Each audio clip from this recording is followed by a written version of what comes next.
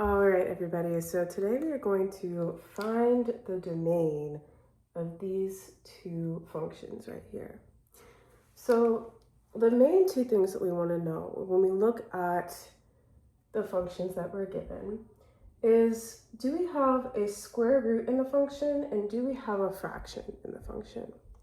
And the reason being is because when you have a square root or a fraction, you have to make sure of these two things. One, you have to make sure that the square root value does not become a negative, because when there's a negative inside the square root value, it becomes an imaginary number. And that is when the domain breaks. There's also another time when the domain breaks, and that is when there's a fraction over 0. And the reason being is because you can't divide anything by 0. If you put it in your calculator, it becomes undefined. A fun little reason as to why is because when you divide anything, let's say 1 divided by 10, and then 1 divided by 1, and then, or 1 divided by 0.01, and then 1 divided by 0.001. Every time you divide by a smaller number that's close to 0, you get a really, really, really big number. Like, so the more that I divide and get as close to 0 as possible, I could do 0.000001. I'll just continue to get a very large number and it will never end. So when we divide something actually by 0, there is an infinite, there's no number that is big enough to define that value, because it just continues to go on. Nothing can be, it's undefinable. So those are the two reasons and the things that we have to look out for. Okay, so let's start with number 1. So first thing off the bat is I'm noticing that we have a fraction. So we're gonna have to be wary of making sure that this bottom part does not equal 0.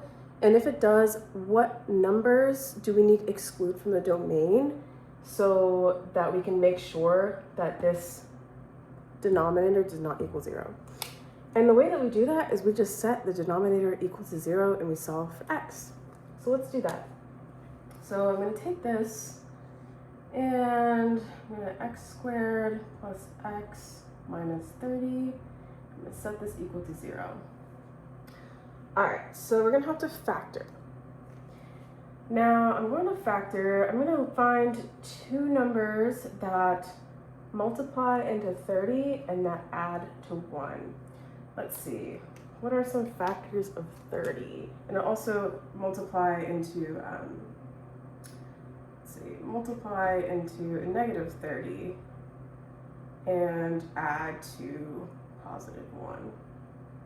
And we'll use, okay, so let's think. We have 5, 10, 15, 20, 25, 30. 5 times 6 is 30.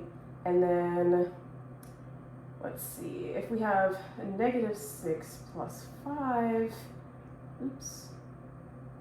we get a negative 1, so I think it has to be the other way around. Negative 5 plus 6, we get a positive 1. So we found our two values. We have negative 5 and positive 6. So we have x minus 5 and x plus 6 equals 0. Now we take each of these and we set them both individually equal to 0. So we can say x, I don't even need parentheses anymore, honestly. X minus 5 equals 0. And x plus 6 equals 0. And we add 5 to both sides. X equals 5. Subtract 6 from both sides. X equals negative 6. So 5 and negative 6 is where this denominator will be equal to 0, and therefore it will be undefined. So when we use our domain, we're going to exclude these values. And how we write this is every single number besides these two can be in our domain. So we have every x value from negative infinity if we have a graph right here, negative infinity is over here, positive infinity is over here, right? And every single value can be included in this graph besides -6 and besides 5. So as you can see, I put open circles here, but then how you write this in interval notation is you start off with open parentheses, and you do everything from negative infinity to -6, close parentheses. You do this U for union sign, everything from -6 to +5, close the parentheses, union sign, and everything from 5 to positive infinity. And this is our domain.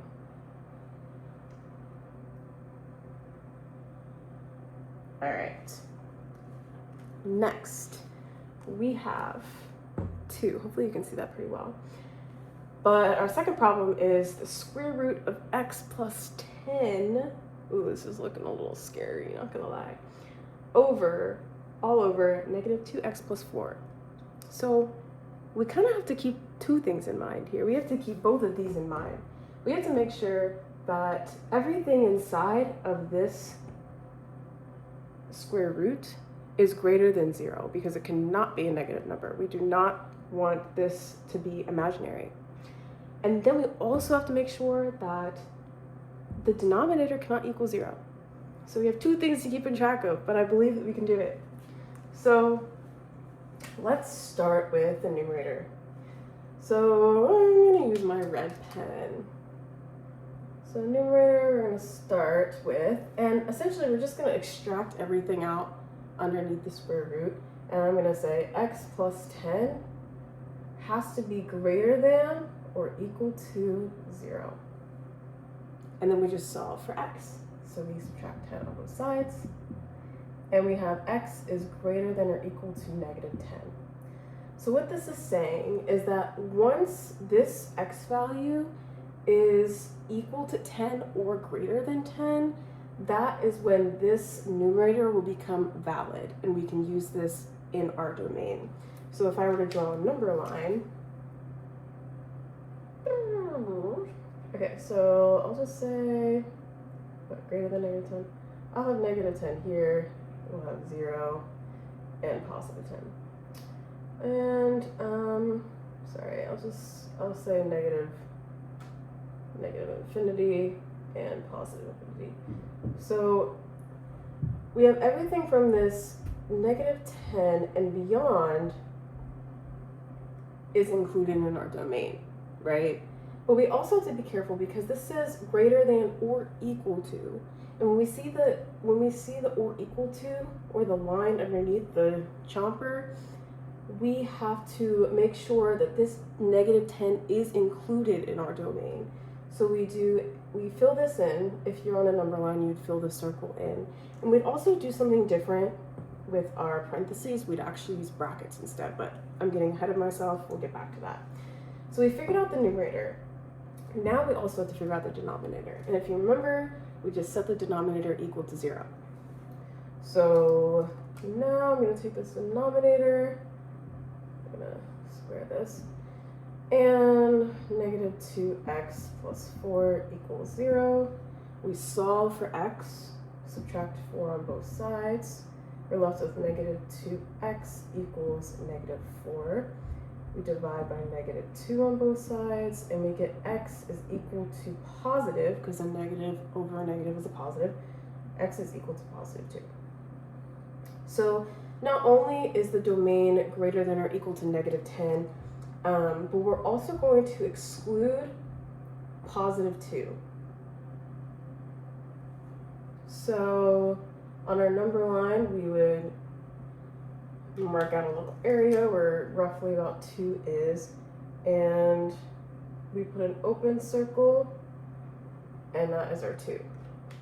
So when we fill out our domain in interval notation, we will have, let's see, where's a good place to put this? It's It's not a lot. I kind of used up all the board. I can put it over here. So we will have everything from negative infinity all the way up to negative 10, including 10. So negative infinity to 10. Because it's included, we're going to use brackets. That's going to signal to us, I'm sorry, you guys can't really see me. That's going to signal to us that this is included. Then we're going to use our union sign. Everything from negative 10 to 2 is included, but not 2. So I'm going to bring this union sign. We have 10, which is included, to 2. 2 is not included, so we're using parentheses.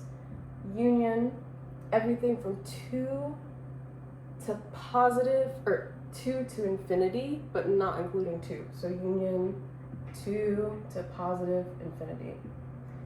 And this is our answer. I apologize that it's written vertically, but you know, sometimes you just run out of room. So this was finding the domain, and hope you guys enjoyed the video, and thank you.